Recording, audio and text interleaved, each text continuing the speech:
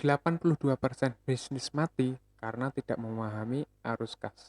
Oke, Assalamualaikum warahmatullahi wabarakatuh. Kembali lagi bersama saya Fauzan dari Hasapos.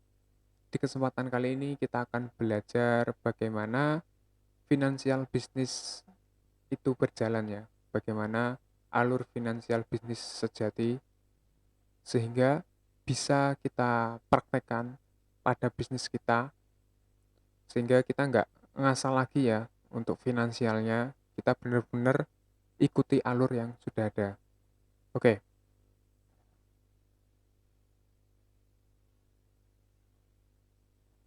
oke, alur finansial bisnis ya. Nah, bagaimana sih alur finansial bisnis itu berjalan? Kita simulasikan langsung agar teman-teman bisa memahami. Di sini ada saya contohkan bisnis ya, saya berikan kotak ini, anggap saja ini bisnis. Di sini juga sudah saya tuliskan bisnis. Nah, untuk memulai bisnis biasanya kan kita sudah siapin nih bisnisnya apa gitu, kita sudah planning, sudah punya rencana. Lalu agar bisa memulai kita perlu memasukkan modal. Nah, ya. Jadi kita masukkan modal berapa? 500.000. Nah, 500.000 masuk ke dalam bisnis kita. Jadi berat bisnis kita menjadi 500.000. Lalu setelah kita punya modal di bisnis kita, sudah kita masuki modalnya, yang kita lakukan berikutnya adalah kita akan membeli barang untuk dijual. Betul? Nah, kebetulan nanti kita di sini prakteknya, ini contoh ya. Ini untuk jual baju dulu deh, biar gampang. Kita jual baju. Kita mau jual baju, otomatis kita cari penjualnya, entah di pasar. Kalau mau jadi reseller berarti ke agen atau distributornya, gitu ya. Nah, contoh di sini ada vendor. Lalu kita beli barang untuk dijual. Kita beli dagangan. Kita beli baju seharga 100.000.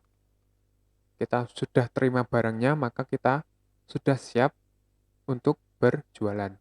Oke, langsung saja kita terjadi nih penjualan.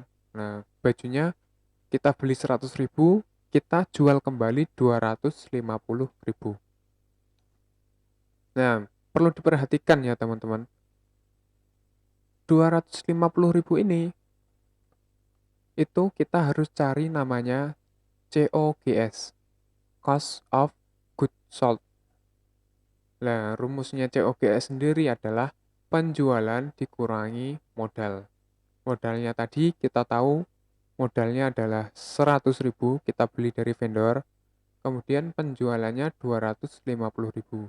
Maka 100.000 kita ambil, kita masukkan kembali ke dalam bisnis kita. Nah, perlu dipahami. Jadi alurnya seperti itu. Dari penjualan kita ambil dulu modalnya, kita masukin dulu ke kotak bisnis lagi, ke dalam modal kita lagi. Nah, dari sini, dari COGS ini muncullah namanya baru disebut gross profit atau laba kotor. Nah, di sini laba kotor, teman-teman.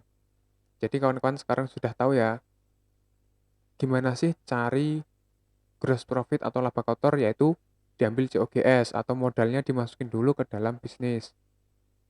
Dari laba kotor, kita perlu mencari namanya net profit atau laba bersih. Nah, caranya gross profit ditambah biaya.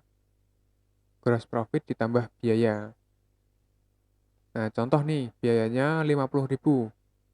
Anggaplah karena teman-teman baru memulai bisnis pertama, itu jualnya juga online, yaitu 50.000 untuk beli kuota internet, karena untuk promosi ke sana kemari ya.